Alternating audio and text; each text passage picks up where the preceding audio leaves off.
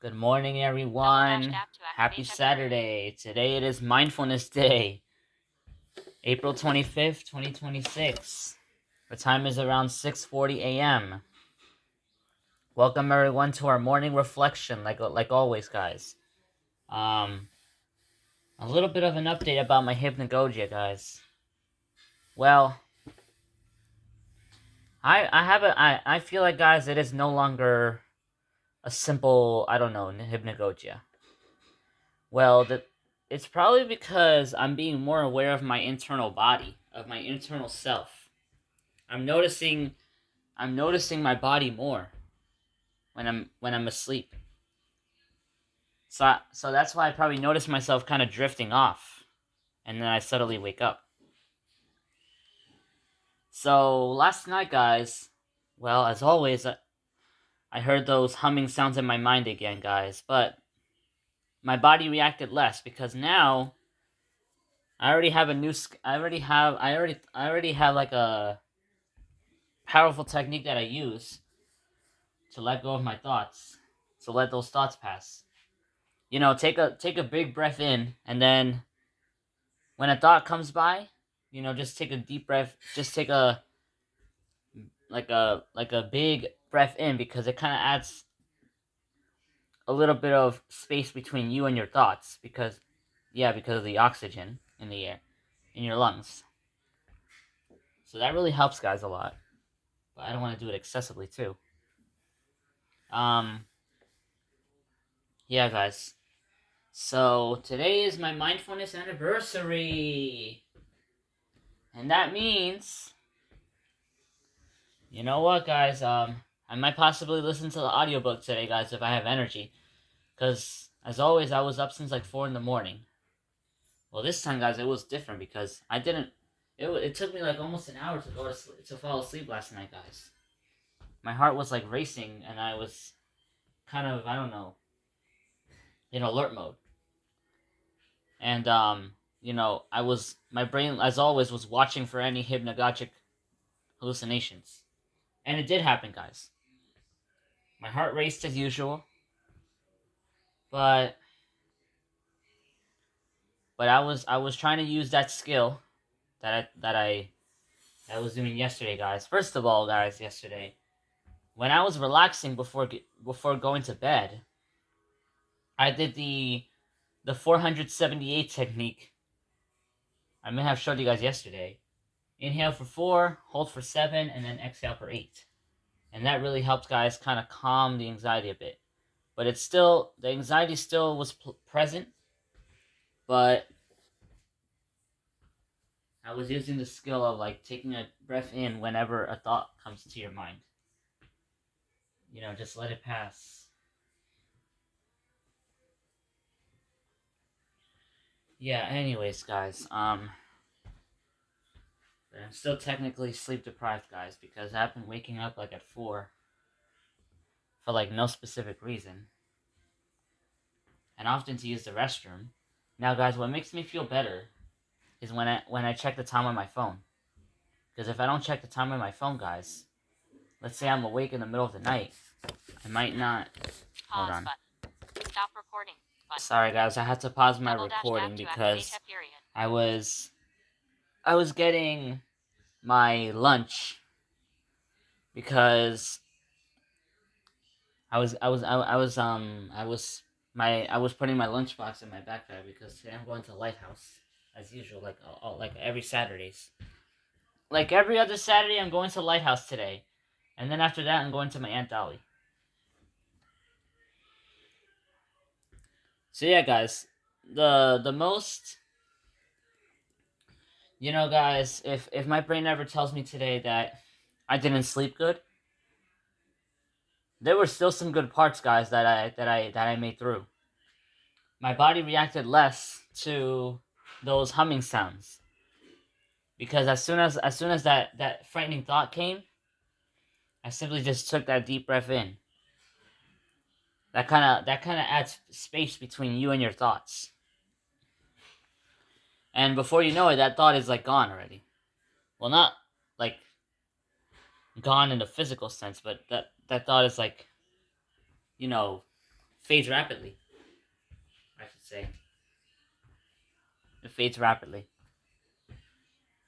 But still, guys, still didn't sleep quite so well last night because of hearing my internal brain. But yeah, at least I made it through. Well, I actually did fall asleep, guys, until like 4, and then I woke up. So here's the sequence. I went to bed around like 11. It took me literally like an hour to fall asleep.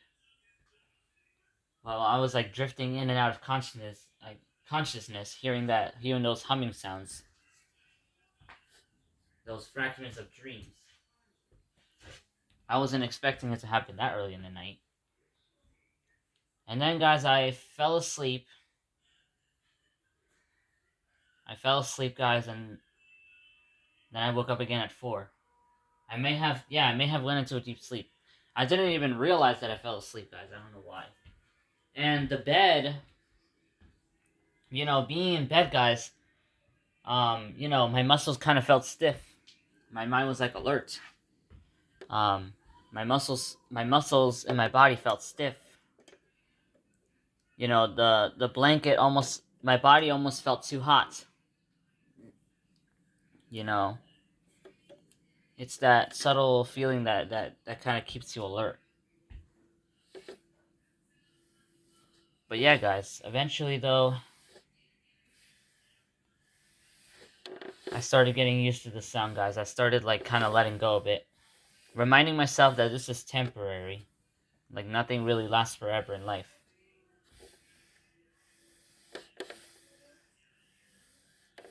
Yeah. So guys, I really recommend you guys to listen to the audiobook. Be Silent, Let Everything Flow to You Effortlessly by Audiobooks Office. And I promise you guys, even though you might have different perspectives, I have this feeling that you guys are gonna, be inspired just like me. Because this is a new challenge, guys, that I have been having for like these couple days. I think it's more severe than the well, I think it's more complex than the 2025 sleep deprivation challenge that lasted for a week. This time is really not about forcing yourself to sleep. It's really about like, basically centering yourself in an unpredictable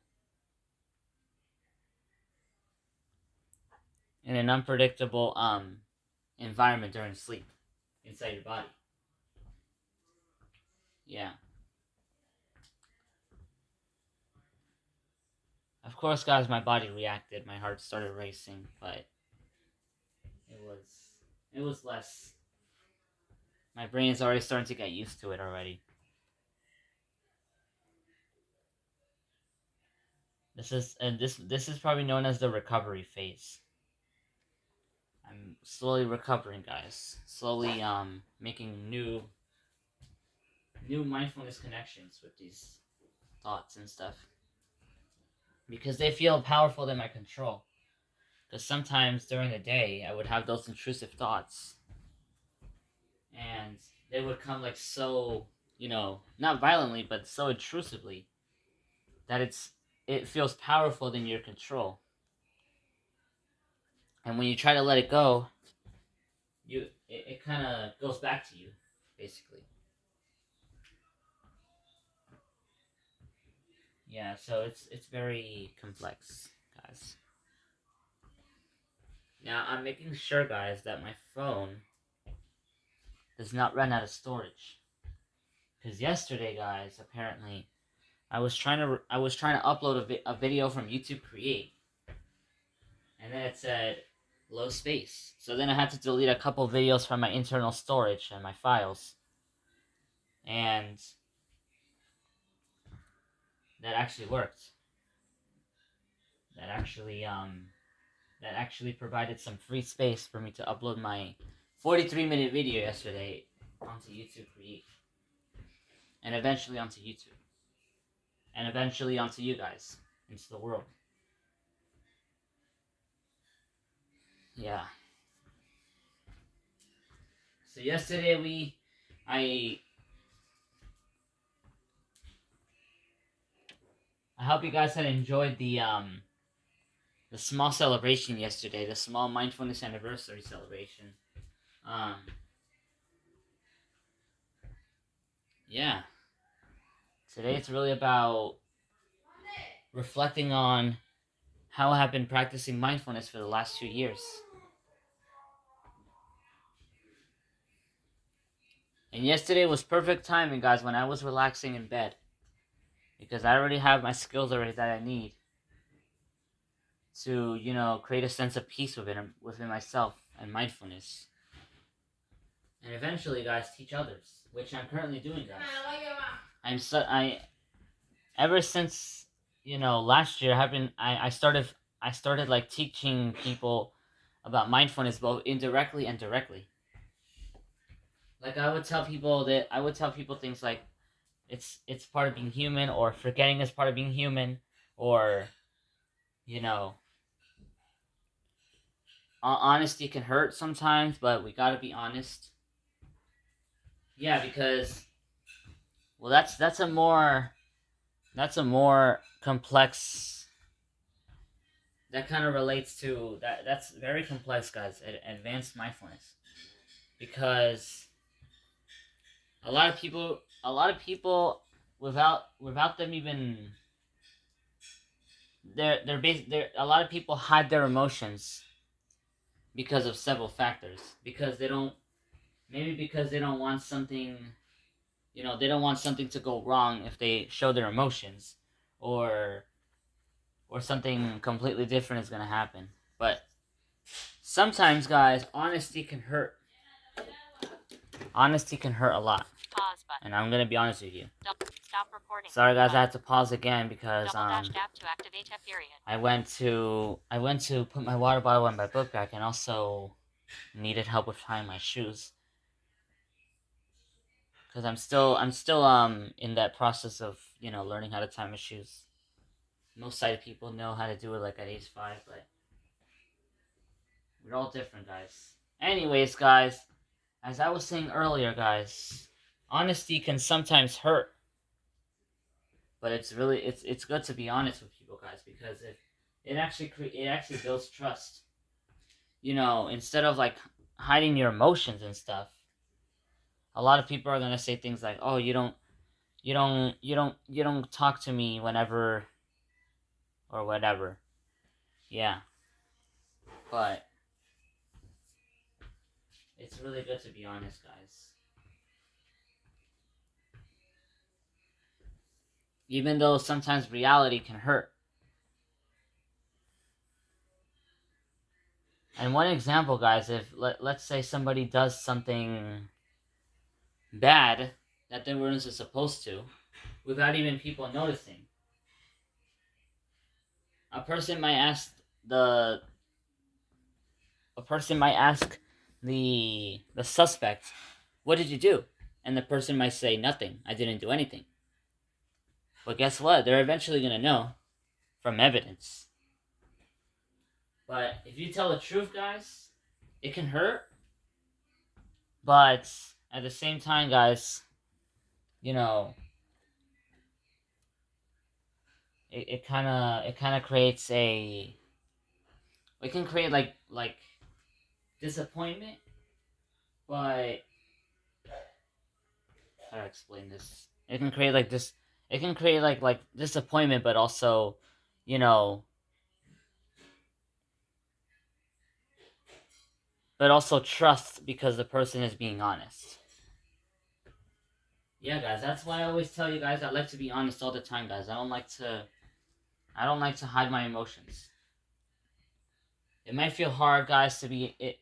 Sometimes being honest can be hard, especially if the reality is so like painful. But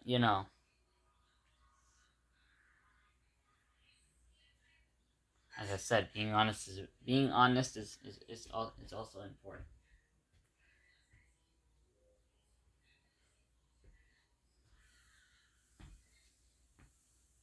So, yeah, guys.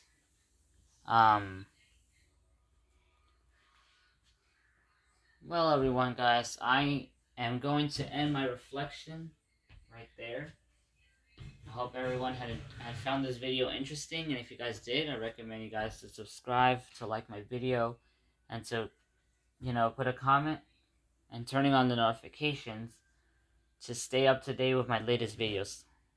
So, I'll possibly see you guys later, or tomorrow for my next reflection. So, goodbye, everyone. Enjoy the PM, not the AM. Stop recording.